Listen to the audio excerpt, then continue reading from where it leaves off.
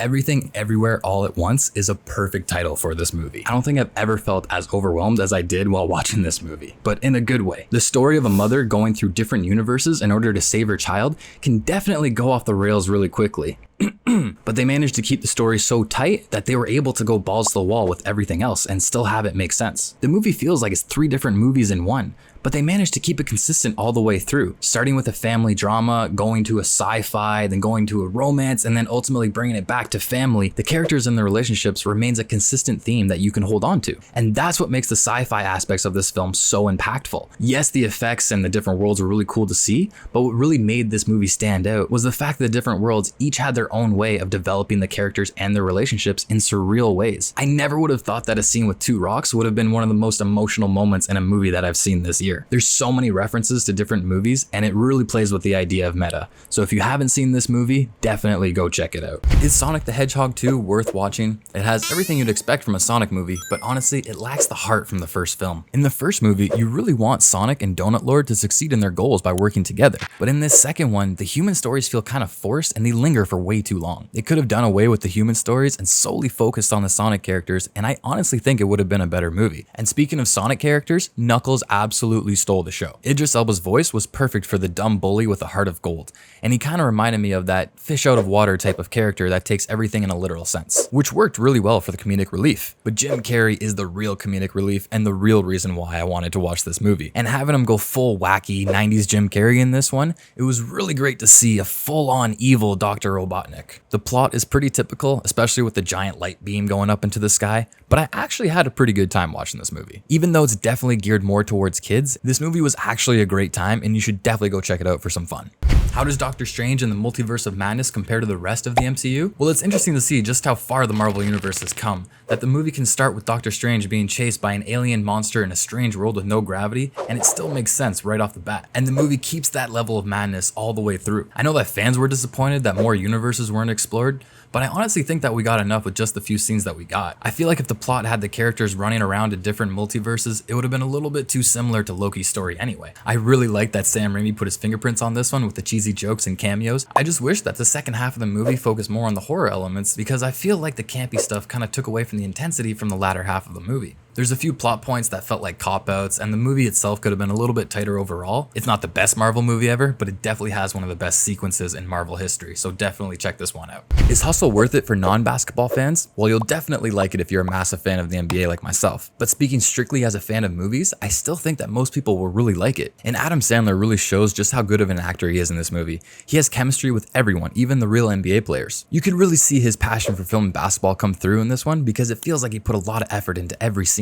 The editing especially was on point with excellent pacing, and it has a seriously great montage moment that feels like it's out of one of the great sports classic films. The cameos might go over a few non-basketball fans' heads, but it's still a great movie that you don't even need to know who these NBA players are. And a lot of these NBA players are actually decent actors. I thought Boban was hilarious, and Ant and Hernan Gomez actually really surprised me with their acting ability. The story itself is a little cliche and predictable, but the heart of the film isn't in the story, it's in the characters and their relationships. And so that's why I think even non-basketball fans will like this movie, so you should definitely go check it out.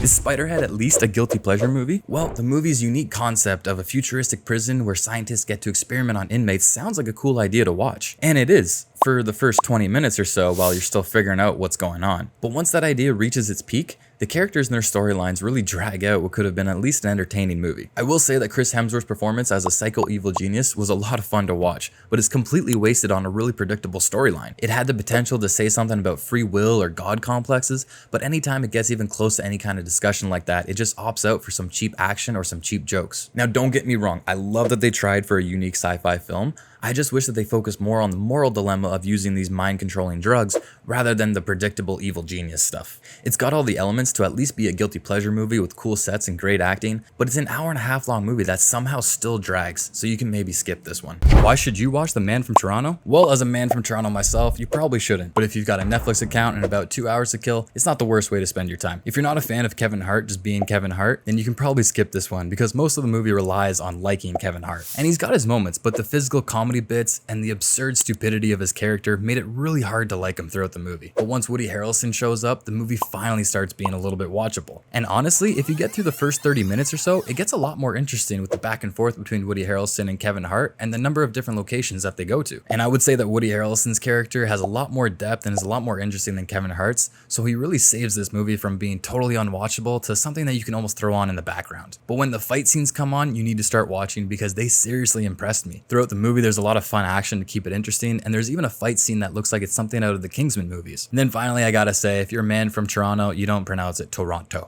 What's the Northman all about? Well, it's essentially a super gritty and realistic Viking movie that has themes of revenge, redemption, and betrayal. It's also directed by Robert Eggers, who made The Witch and The Lighthouse, so you can pretty much expect his movies to have some sort of underlying relation to mythology or literature. And this film isn't any different because it borrows a lot of ideas from stories like The Count of Monte Cristo and Shakespeare, especially given the fact that the main character's name is Amleth, who's played by Alexander Skarsgård, and honestly, he has a really believable performance as a brutal Viking hell-bent on revenge. But I guess that really believable experience also comes from Robert Eggers trying to make this movie as accurate as possible. The sets, costumes, and locations really make you see and feel just how unforgiving that world was. And the brutality of the violence was really gruesome at times, but it never felt like it was over the top or unrealistic. The movie might not be for everyone since it's more on the cinematic side than the entertaining side, but if you can appreciate good writing, music, editing, coloring, cinematography, then you definitely need to go check this one out. Is Thor Love and Thunder really as bad as critics say it is? Honestly, I don't really get the hate. I'm a huge fan of Taika Waititi, so I knew that this movie was gonna have a lot of jokes per scene. Some of them fell flat and a little bit overused at times, but I really don't think that the humor took anything away from the story's depth. And Thor himself has definitely gone through a rebranding over the years, getting more and more comical with each installment, but Love and Thunder really shows the evolution of his purpose. It seems like he's finally learned to stop trying to be who he's supposed to be, and he finally succeeds at who he really is. The story's pacing might have been a little bit rushed, but I love that we got to explore so many different worlds with unique coloring, CGI, and atmospheres. Gore was one of the best MCU villains ever, and just seeing all the death and destruction left in his wake made me fear him way more than if we saw all the actual god butchering. Bale's acting absolutely crushed the role, and the makeup and isolation of color in his eyes just makes him a really terrifying and unhinged villain. I thought Natalie Portman as the mighty Thor was a great addition,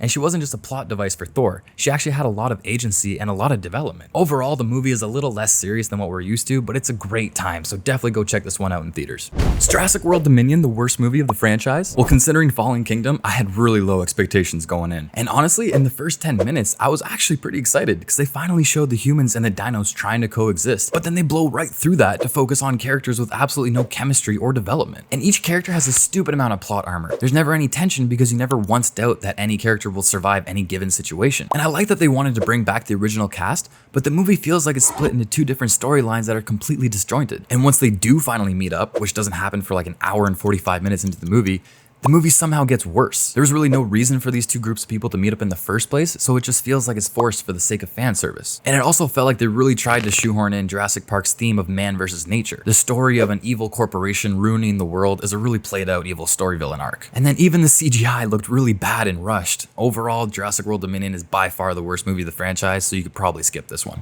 Is Nope Jordan Peele's best movie yet? Well, by now we should all know that Jordan Peele is a god of storytelling, and you can really feel it when watching Nope. The film is constructed in a way that keeps you intrigued and fascinated the whole way through. It creates an insane amount of tension when it calls for it, but then also gives you moments to breathe whenever you need to take in everything you just experienced. This movie stuck with me for a few days after seeing it, and without giving away too much, I'd say it's on par with movies like Close Encounters, Signs, and Annihilation. There's scenes in this movie that will be ingrained in my brain forever, and the feeling of dread mixed with the mystery surrounding the film gives you this feeling of anxiety throughout the whole film. But the movie isn't just a spectacle of tension. It says a lot about the relationship between men and beasts and the understanding that comes along with it. And this movie gives you such an immense sense of scale that it's really humbling. I haven't had that kind of experience with a movie in a long time. This is by far my favorite movie of the year, so definitely go to the theater and check this one out. Is Prey the best Predator sequel ever? Honestly, this movie has no business being as good as it is. I love when movies can tell their story really well through the visuals rather than just relying on the dialogue, and this movie does it to almost perfection. It hooks you in with a really compelling story of an Aboriginal girl trying to prove herself in a tribe, which is then also paralleled by the Predator's story of discovering Earth and trying to find the biggest, baddest organism to prove himself to his tribe. This sequel is the closest thing we have to the original, because the filmmakers finally understand what made the Predator such an iconic movie monster. The entire movie felt tense because you never knew where the Predator was until the last second, and the fight scenes showed the capability and the limits of the Predator, which made the whole film a lot more believable. I loved all the callbacks to the original film,